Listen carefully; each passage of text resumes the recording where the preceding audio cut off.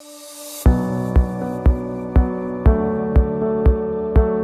nombre es Carlos Durán, soy comunicador social y periodista especializado en fotografía de prensa y fotografía deportiva.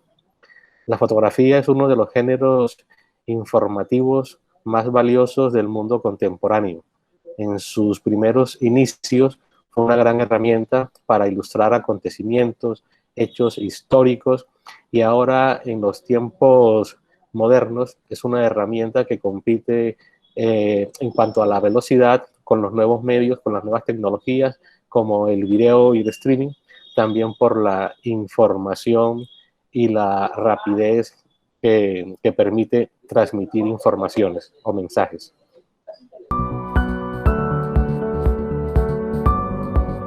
La fotografía es una de las herramientas de comunicación más efectivas, no solo ahora en estos tiempos, sino desde por lo menos 2 siglos atrás. La imagen siempre se ha considerado un elemento poderoso en la comunicación, y en el campo de la información noticiosa, la imagen no se queda atrás. Entonces, la fotografía para mí es una herramienta de comunicación, no importa el medio o la situación donde se encuentra. Y es un medio de comunicación efectivo porque ayuda a reforzar los contenidos que los medios o los periodistas quieren transmitir a sus receptores.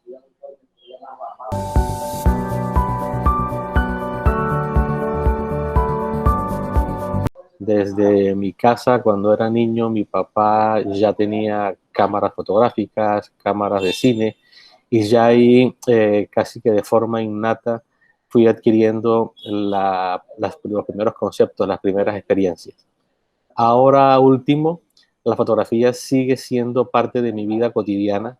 Por ejemplo, suelo cada vez que salgo de mi casa llevar una cámara fotográfica a mi lado para tratar de capturar algunos momentos, algunas instantáneas que puedan transmitir alguna emoción, transmitir algún mensaje, o simplemente recordar o capturar algunos momentos especiales.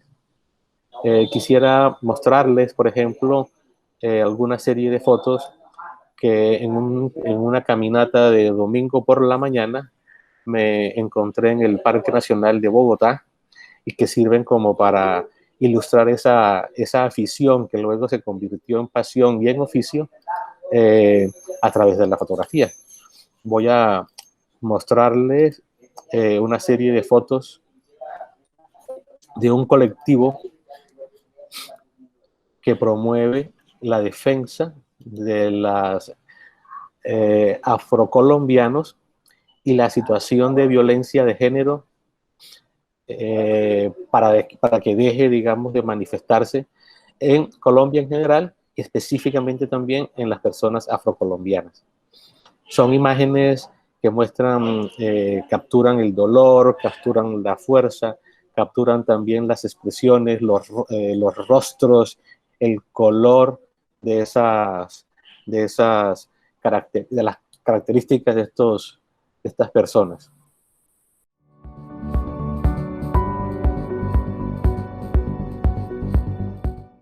De las, hubo muchas primeras fotografías, no tengo presente alguna específica.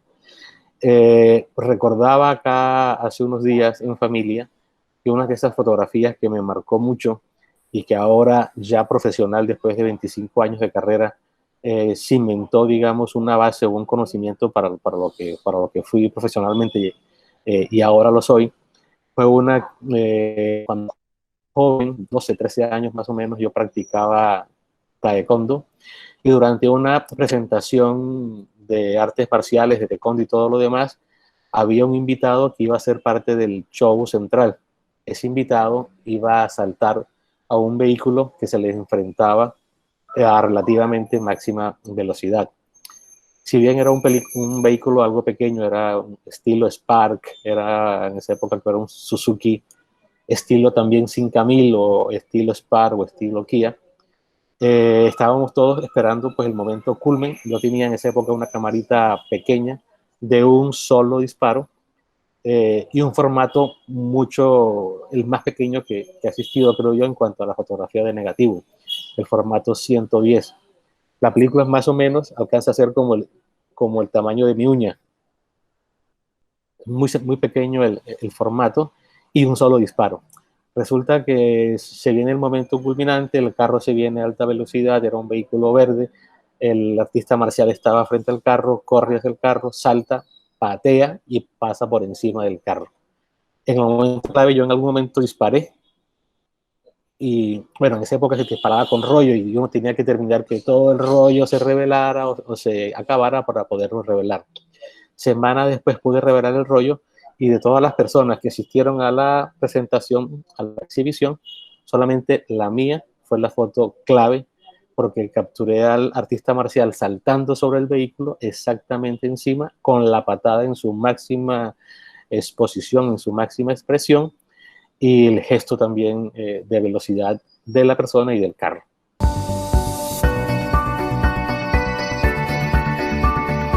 Una buena pregunta. Yo trabajé aproximadamente unos 10, 12 años con película negativa y más o menos en algún punto de esa experiencia alcancé a hacer una suma bastante amplia. Cuando yo trabajaba nos daban más o menos una caja de 5 rollos para la semana.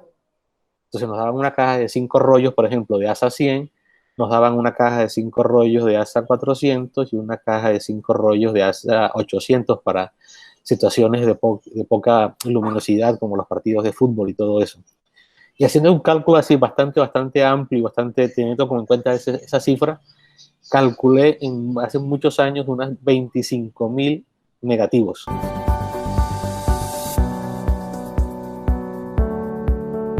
Yo a los 12, 13 años ya había hecho una foto de un artista marcial en su momento más importante de una acción y luego ingreso a trabajar en el periódico El Tiempo haciendo un reemplazo de vacaciones a un colega, pero específicamente me llaman porque yo era fotógrafo, porque yo sabía hacer fotos, porque ya había sido camarógrafo, pero todavía no estaba como bien definido que sí iba a ser mi profesión final.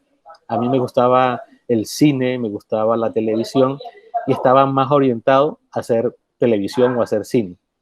Pero ya en la, digamos, ya en la oficina, ya en el día a día del trabajo, ya en el día a día de la reportería, ya en el día a día del desempeño, digamos, del buen desempeño y el saber resolver esas situaciones del día a día y del trabajo periodístico, me fueron, digamos, acaparando en cierta medida cuando ya me doy cuenta, yo estoy en mi ambiente, yo estoy desarrollando mi carrera bien, yo estoy en algo que prácticamente había hecho toda la vida medianamente bien o muy bien y me quedaba fácil hacerlo.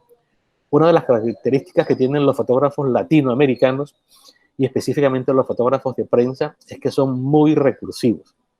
En Europa o en Estados Unidos, en Norteamérica, los fotógrafos tienden a especializarse. Por ejemplo, hacen solo documental, o hacen solo retrato, o hacen solo deportes, o hacen moda. Los fotógrafos de prensa en Latinoamérica, debido a su escasez de recursos, de limitaciones técnicas, de equipos, de movilidad y todo eso, se convierten en un buen sentido de la palabra, bien especializado en toderos. Y ese toderos lo asumen en una primera instancia con mucho profesionalismo a un punto que llegan, como les decía hace un momento, a resolver situaciones que en ningún otro caso o en algún otro caso sería imposible de hacer coberturas.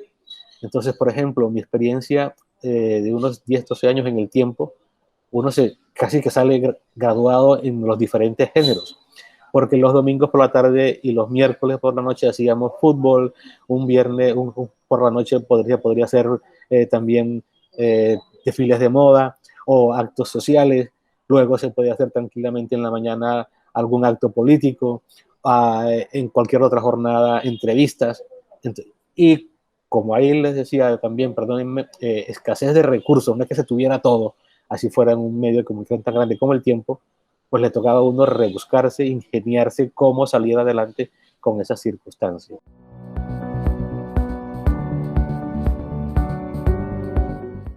Mi primer trabajo en zona de conflicto fue ir a Jambaló a una toma guerrillera. Sucedió, no me acuerdo bien el día, pero sucedió una madrugada, nos enteramos que las FARC estaban atacando ese pueblo. Yo estaba en Cali, nos fuimos con un grupo de reporteros para allá, atravesamos 2-3 horas de la carretera panamericana, luego nos adentramos hacia la zona de las montañas, donde ya no había carreteras, sino eran caminos sin pavimento y trochas, y llegó un momento en que llegamos a Jambaló. Esas estaciones de policía durante un tiempo fueron ya blindadas y eran unos búnkers grandísimos con cemento y todo lo demás. Empezamos a hacer escenas cotidianas. Gente caminando, si a las que aparecían. Empezamos a hacer escenas de las casas, algún que otro mensaje en las paredes de las casas. Cuando de repente se inició el ataque con cilindros bombas. Era mi primera cobertura de ese tipo. Los cilindros bombas zumbaban al ser lanzados y zumbaban al caer, caían, yo me imagino que cerca, pero no tan cerca, pero cerca, porque todo se estremecía, todo el piso se estremecía. Y la primera reacción mía con un par de compañeros fue correr como a escondernos bajo la terraza de una casa, afuera. Entonces, bueno, nos metimos ahí todo lo demás, pero seguían cayendo y seguía temblando el piso, las casas y demás. Luego pues nos dimos cuenta y pues, reaccionamos, hicimos un poco de acto de conciencia o de raciocinio, que si bien estando ahí debajo de esa terraza, si nos caía un cilindro, la terraza no iba a impedir que el cilindro llegara y estallara. Entonces asumimos una realidad bastante cruel, bastante dura, que estando en ese pueblo, en ese sitio, en esas circunstancias, nada nos podría salvar de un cilindro. A la vez fue una cosa como liberadora, porque eso nos tocó pues, resignarnos y salir a trabajar. Entonces seguimos tomando fotos, seguimos tomando más o menos con alguna precaución, pues porque uno se sigue asustando por los ruidos, por las explosiones, por la gente escondida viendo a través de las ventanas, los soldados también resguardados, los policías resguardados, y uno en la calle pasando de un lado para el otro. Entonces fue una situación bastante difícil, bastante de miedo, que también se hizo, como les contaba, como un raciocinio. Bueno, si estoy acá, una terraza no puede, ni siquiera un carro puede protegerme de ese tipo de ataque. Profe, muchas gracias por esa entrevista que nos ha hecho. Con gusto.